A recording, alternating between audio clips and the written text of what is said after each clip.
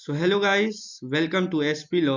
आज मैं आप सभी के लिए लाया हूँ एलिमेंट्स ऑफ टॉर्ट के अंदर आने वाले दो बहुत ही important legal maxims, injuria sine damnum और डैमनम साइन इंजूरिया। देखा जाए तो ये एक दूसरे के मिरर इमेजेस हैं, पर इनको समझना बहुत ही आसान है और इम्पोर्टेंट भी है। तो इसको समझने के लिए हम चलते हैं हमारी नेक्स्ट स्लाइड में, जिसमें एलिमेंट्स ऑफ टॉर्ट को मैंने बहुत ही इजी वे में समझाया है। सबसे पहले तो हम दो चीज को बहुत ही क्लियरली समझ लें कि जो वादी होता है और प्रतिवादी होता है उसमें अंतर क्या होता है। प्लेंटिफ हूं मैं, जिसको डैमेज हुआ है, और डिफेंडेंट है वो जिसने डैमेज किया है। मतलब अगर मेरे को कुछ लॉस हो रहा, हर्ट हो रहा, तो मैं कोर्ट जाऊंगा, और अगर मैं कोर्ट जा रहा हूं तो मैं प्लेंटिफ हूं, और जिसके विरुद्ध मैं कोर्ट जा रहा हूं, जिसके अगेंस्ट मैं कोर्ट जा रहा हूं, वो डिफेंडेंट है।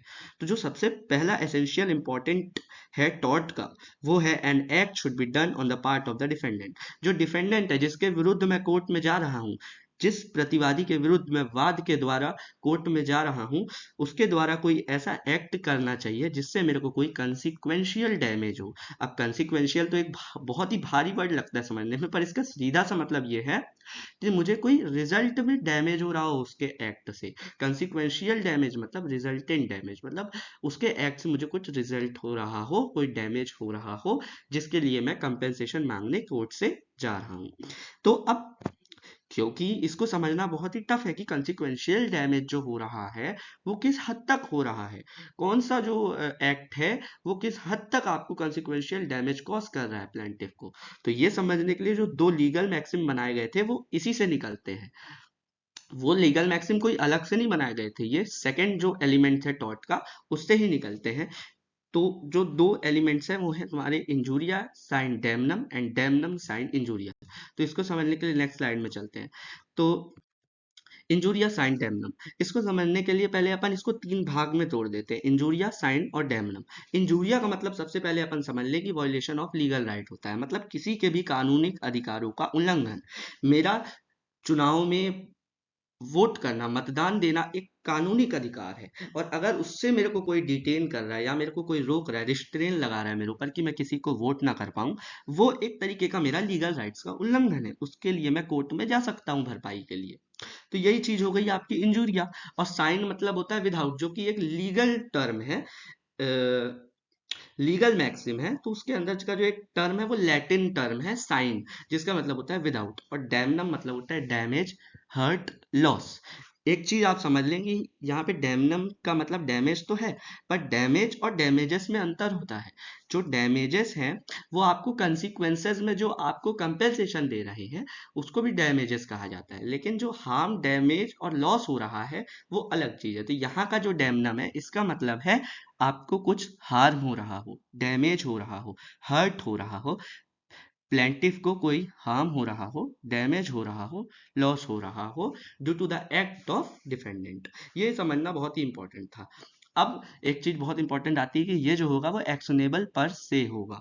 अब वो दिख नहीं रहा मेरे को, प्रतीत ऐसा नहीं हो रहा कि मेरे को कुछ भी हार्म, डैमेज या लॉस हुआ है, लेकिन मेरे जो लीगल राइट्स हैं, कानूनिक अधिकार हैं, उसका तो उल्लंघन हुआ है। तो वो एक्शनेबल होगा, देखते ही वो एक्शनेबल होगा। It means that if there is violation of legal rights to the plaintiff, then in such case whether there is some consequential damage, harm, loss or not, it is actionable। अब वहां पे कोई ऐसा damage, harm, loss हो या ना हो, मेरे को उससे फर्क नहीं पड़ता, मेरे को एक्शनेबल होना चाहिए, प्लेंटिफ को कंपेंसेशन मिलना चाहिए। अब हर केस के अपने अपने पहलू होते हैं, हर केस के अपने अपने सर्कमस्टेंसेज होते हैं। तो अब आइए केस लॉ से समझते हैं बहुत ही इजीली इंजूरिया साइन डैमनम। तो सबसे पहला और बहुत ही इंपॉर्टेंट केस लॉ है वो है आपका एच बी वर्सेस वाइट। ये बहुत ही फेमस केस लॉ है 1702 का। इसमें क्या हुआ था कि जो मैंने बात की थी अभी, कि चुनाव के दौरान अगर आपको मतदान देते हुए भी रोका जा रहा है, तो वो भी आपका एक कानूनी अधिकार का उल्लंघन है। तो that was a case in which H B sued White after he was wrongfully prevented from voting in 1702 election despite being legally entitled to vote. The court ruled in the favor of Ashby, holding that the wrongful denial of his right to vote was an actionable tort, so and so।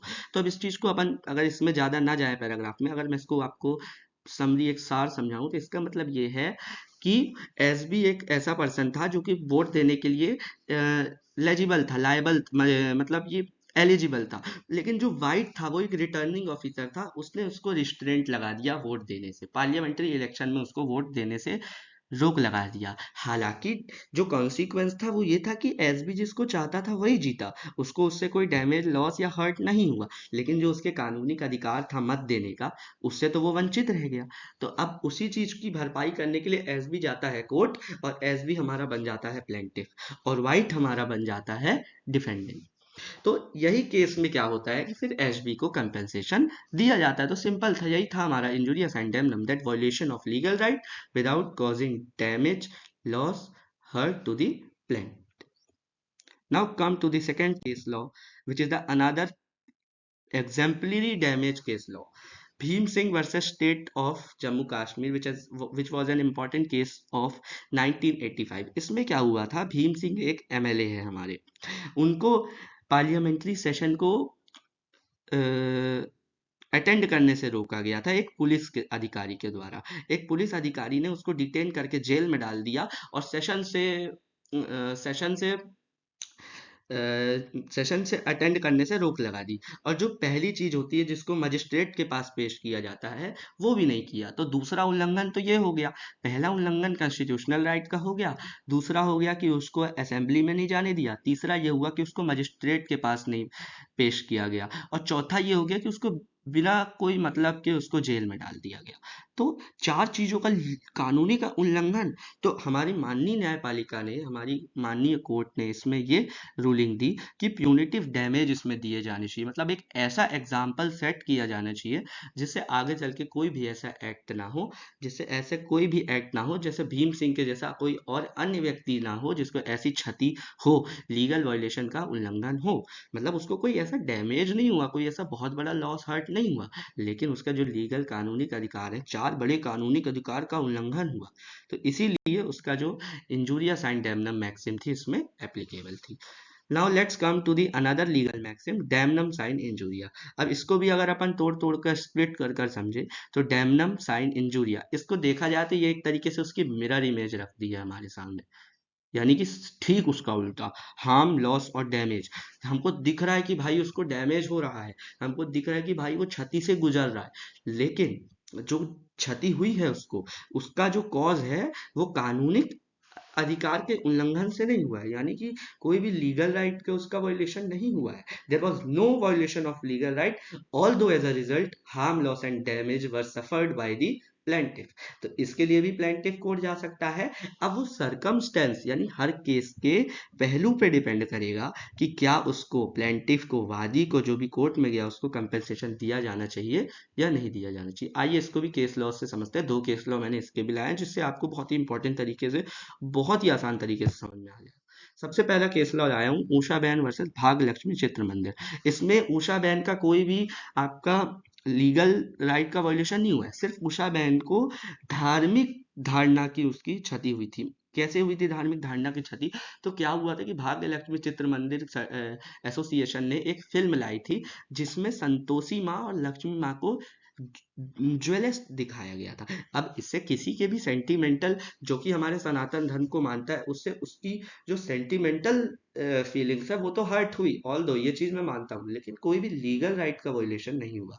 अब जब legal right का violation हो ही नहीं रहा है तो compensation क्यों दिया जाना चाहिए? तो ऑल दो जो रूलिंग हमारी न्यायपालिका ने दी थी, न्यायपालिका ने ये रूलिंग दी थी कि इसमें ऊषा बहन को कोई भी कंपनसेशन नहीं दिया जाना चाहिए, क्योंकि इसमें उनका कोई भी लीगल राइट का वायलेशन नहीं हो रहा है। तो आइए मैं एक बार इस केस को आपके लिए पढ़ भी देता हूँ। In this case plaintiff Usha बहन sued defendant for hurting her sentiments regarding Hindu deities, Ma Santoshi and Ma Lakshmi. Cinema showed them as a jealous deities. However, there was no violation of legal right, as hurting of someone's spiritual sentiments does not comes under violation of legal right. Therefore, defendants were not liable even if the plaintiff suffered damage or hurt of their sentimental belief. अब भाई sentimental belief किसी का violation of legal right थोड़ी है।